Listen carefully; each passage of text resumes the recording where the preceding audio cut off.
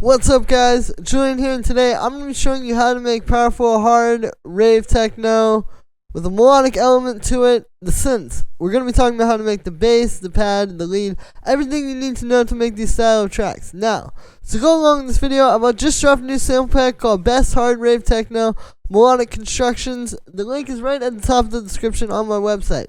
What this is, it's right here, as you can see. It's a collection of 10 really powerful, hard, melodic rave techno synth groups. You can see you've got bass, lead, pad, all in the same key working together. You get the individual loops as well as the full Ableton file for all of these. I'll play you a few of them.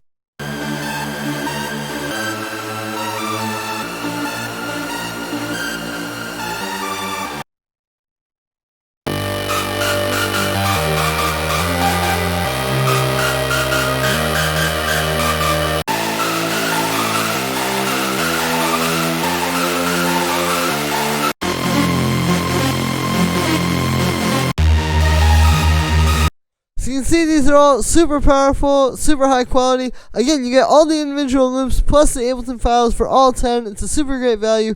Plus there's free bonus drum loops as well as free bonus kick loops and free bonus percussion loops. So there's literally everything you need to make a great track. You got all the drums and synths you could ever need. And you can take these, you can get the presets, the MIDI, the loops, everything you could possibly need to learn from and make your own tracks out of these. Whether you just need some new inspiration or you want to learn from these and figure out how everything works, this is a really solid resource to go and pick up from. Again, the link is right at the top of the description. This really helps support me. I don't make a whole lot off of YouTube, but with these sample packs, I'm able to keep bringing you guys videos every single day like this. So if you guys are enjoying these videos, definitely go grab that and help support me. Plus, support yourself to make your best possible music. Links at the top of the description. Thank you so much, guys. And let's dive in. So, let's start with the synth sound design. So, one thing you'll notice with all three of these synths right here, I've got one of these in front of me. All three of them, what are they? It's saw waves with unison. So, that's very powerful in the style. A lot of times, a lot of these synths are actually made with pretty similar patches. Like if I play the lead low,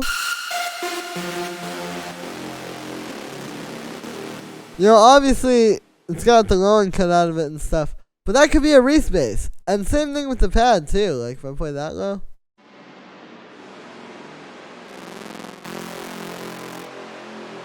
It didn't have so much reverb. So really, they're not too different. But yeah, so like for this first one, for the lead, it's just two saw waves, a bit of unison. This noise unison setting, also if you're using wavetable, you can do this in pretty much any synth. But if you're using wavetable, that noise unison gives you that really cool,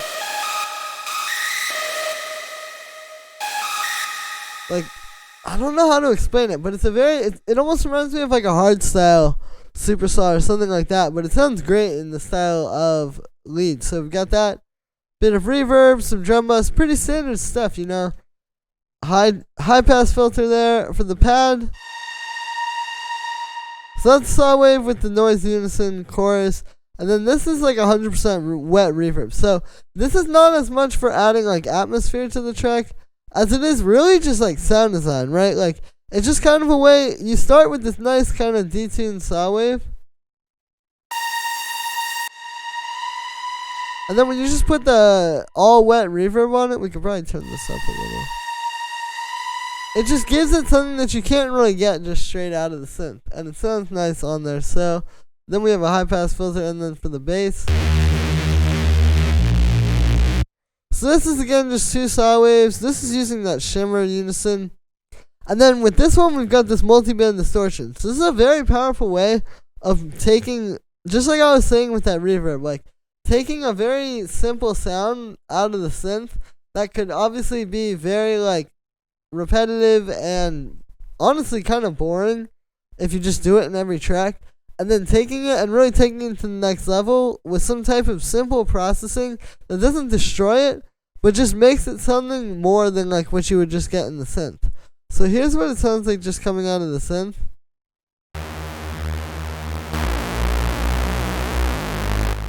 It's pretty powerful. But then here's without processing. So you can hear that really just brings it to life. So the first thing here is this audio effect track.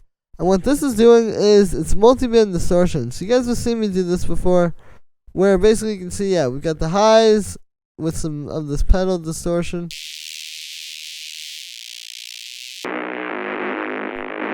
The rock amp on the mids, and then the bass amp on the lows. You can hear also the useful thing is this makes these mono, because you don't usually want these to have too much stereo stuff going on. So here's without this, and then with it. So again, it can really bring this to life. And the reason why this is great is because if you just like cover this in one overdrive, for example, it's going to kind of mess up because the distortion in the mids and the lows and the highs is getting all crunched together. It's not going to sound that good. This allows you to really control it and keep each range clean, and then it just all plays together. And then here's without this drum bus, and then with it. Super subtle, just adding a little bit of fatness. And then, yeah, then we just have this EQ. So the synths, again, are pretty simple. And you actually want to keep them simple. If you're doing too much processing with this style, like this multi-band distortion is, I wouldn't even say it's that complex, but it's probably like the most amount of processing you would want to do. If you're doing like 8 plugins on your bass and stuff like that, chances are you need to just go back to the original sound and try to make it better. So that's how you make the synths. For the actual notes with this style, it's always going to be in a minor key, pretty much. Even if it starts with some kind of major sounding stuff, or maybe it's like starts with a major chord even, it's going to be a minor key. This track is D sharp minor.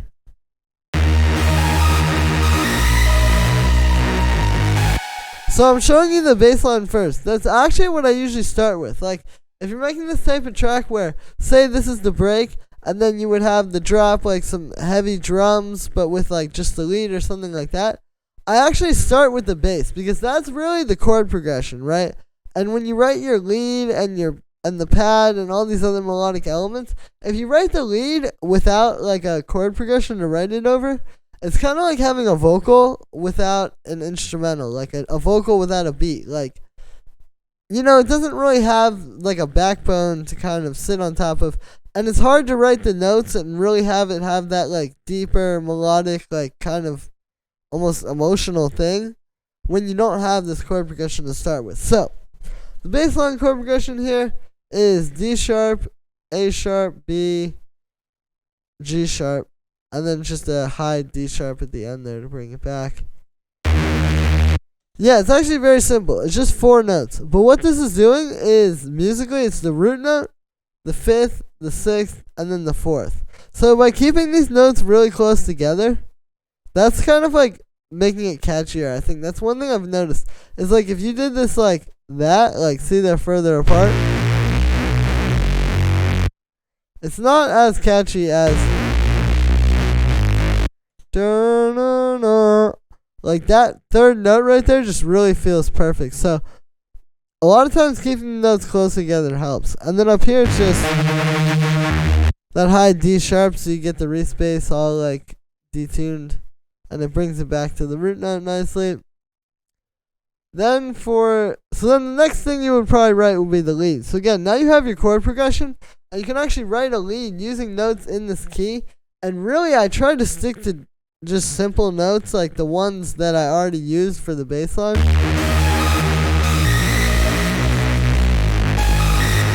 Like, if you look at the bass line, it's 4 notes, right? D sharp, A sharp, B, and G sharp. Now, if you look at the lead, it's also just those notes. D sharp, G sharp, A sharp, and B.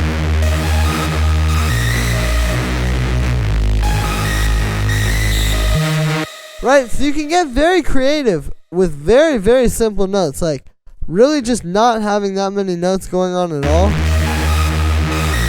And using the same notes across different elements, rather than writing too much extra stuff. And I talk about this a lot, but it's like, really just keeping it simpler is always going to be better. And then it's also that rhythm to it as well, like just kind of dun dun dun dun dun dun dun dun.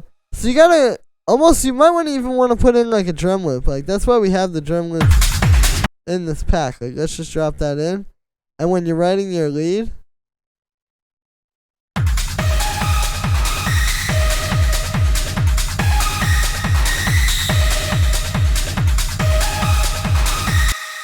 you can listen to it and see what's gonna fit with that. So then for the pad, what's going on is this is actually, if you notice, these notes are changing at the exact same time as the bass line, but it's different notes from the bass line. So you're kind of creating like these chords with the bass.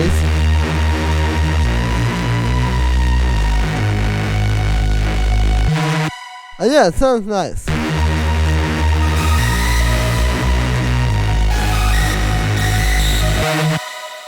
So there it is, guys. That is how you make these hard melodic rave techno synths. I wanted to give you guys just a definitive guide on everything you need to know to make this style of synth.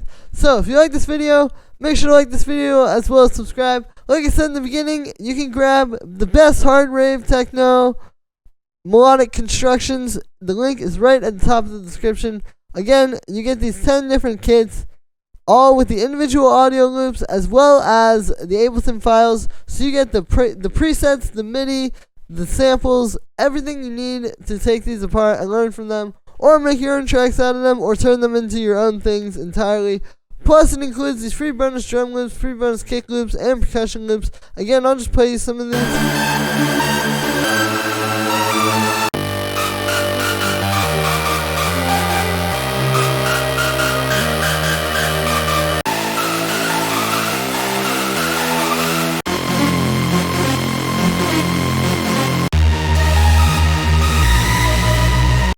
Just super solid stuff, and you get everything you need to take these apart, plus all these nice loops. So you get really like a ton of stuff. This is a huge resource for really a very affordable price as well. Again, I just wanted to make something really solid that everybody can get access to, that we can all learn from and take and just make better stuff, you know?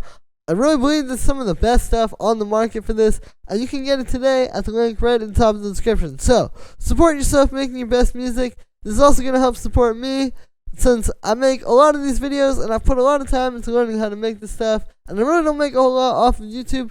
These sample packs really help keep me going, so I can keep bringing you guys new videos and showing you stuff like this in depth that's not out there on YouTube yet. So yeah, thank you so much for all the support, guys, and I will see you tomorrow with another video.